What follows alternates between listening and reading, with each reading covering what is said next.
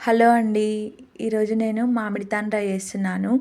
మామిడి తాండ్ర ఎట్లా చేయాలంటే, ఫస్ట్ తియ్యగా ఉన్న మామిడి పండ్లని సన్నగా ముక్కలుగా కట్ చేసుకోవాలి.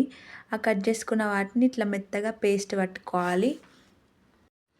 అందులో వాటర్ ఏమి వేయకుండానే మెత్తగా పేస్ట్ చేసుకోవాలన్నమాట.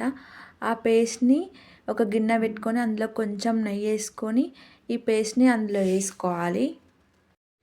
ఇప్పుడు ఈ గుజ్జుని సిమ్‌లో పెట్టుకొని మనం కలుపుతూ ఉండాలన్నమాట. కొంచెం దగ్గరికి అయ్యేదాకా కలపాలి. మామిడి పండ్లు తియ్యగా లేవనుకో కొంచెం బెల్లం వేసుకొని అది ఒక 10 నిమిషాల వరకు సిమ్‌లో పెట్టుకొని అది దగ్గరికి అయ్యే వరకు ఉడికించుకోవాలి. ఇక్కడ ఈ మామిడి పండ్లు తియ్యగానే ఉన్నాయి కాబట్టి నేనేం బెల్లం వేయలేదు.